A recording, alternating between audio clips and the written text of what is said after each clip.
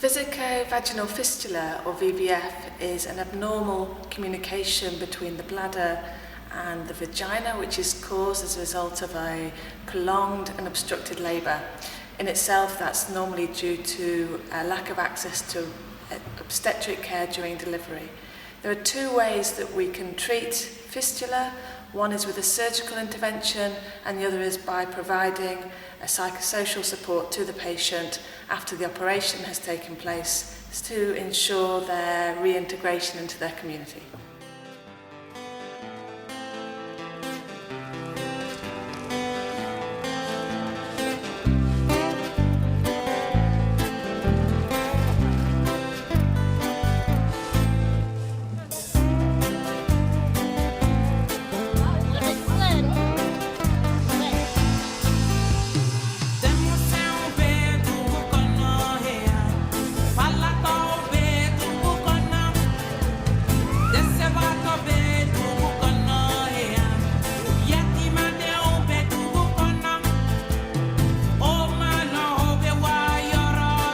Waha International is an international organization for women and children, and we are working especially in Kenya regarding fistula issues. And as you know, fistula is the problem of remote area of poor women living in remote areas who don't have access to health care when it's time of delivery, so they deliver at home. The problem with VVF is not many women like talking about it, so you really have to probe the community for them to come out. And they also fear the cost, although we have told them that it is free. So we expected at least to get about 10 from our area to come to this place. And we are also thinking we want to form support groups for them after the operations, such that we can use them as advocates to spread the message to the other, especially those who will be treated.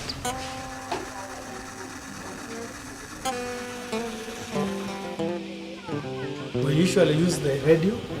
We use the vernacular radio system in the country. We also have radios within the hospitals which are connected to AMREF.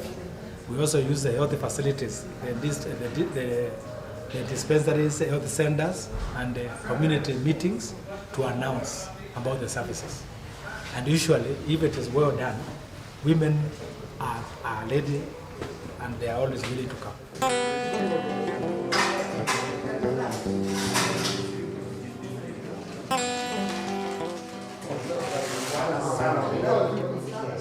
So we are here for this week, and we hope we can help as many women as possible.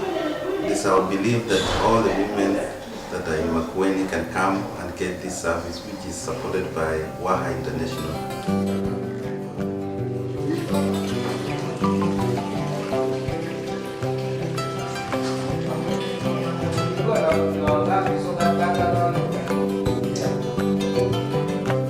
I'm here today to provide the fistula repair services to the women in this area, and also acquire more skills in fistula work.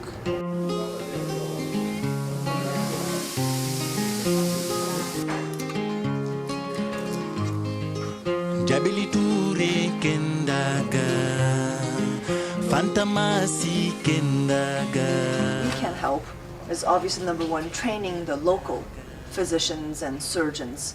But what they will need obviously are funding for equipment, for basic equipment and supplies. And the good thing is much of the equipment is very basic. You know, it is not a surgery where you require very fancy instrumentation or fancy testing. It is very, very doable for a small amount of money.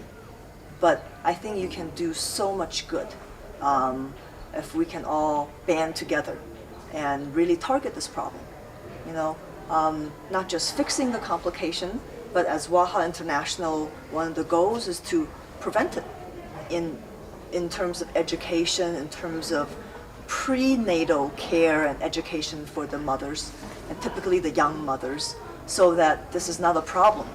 So you want to target this twofold.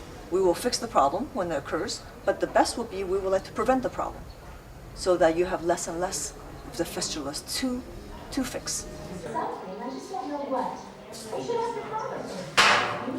We are restoring their dignity. They are very happy because once they didn't know there is something treatable. And again, the access of man, as you can see, those who are fistulas, those mothers, they are poor to start with. They are young girls who are school going, and if you conceive, it's very hard to now communicate you are pregnant and you want to be taken to the clinic. So they intend to keep quiet until the day now they start labor. By the time they reach the hospital, they had already obstructed labor.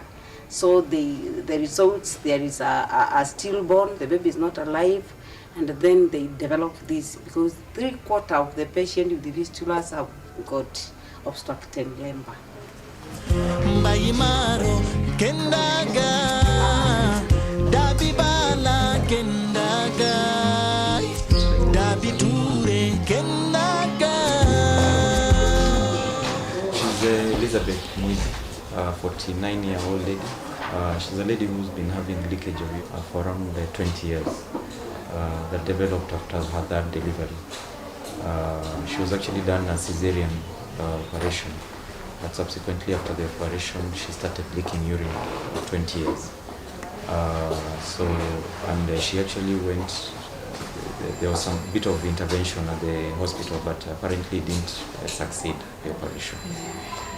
So she's been quite a depressing experience for the last 20 years. This is a terrible quality of life problem. And in some ways, I tell my patients that I take care of, and I see a great many of these in the United States, in our area, that it is almost like social cancer. But it is even more terrible. But when you have this problem, you are shunned and you're an outcast. A woman we fixed yesterday, 20 years she suffered. 20 years this has happened. Nobody wants you, your friends, your family. So this is something that goes to the core of the community, okay? Because this can be your mother, your sister, your daughter. And this is something I think it behooves all of us, not the local community, the national and the international community, to really band together.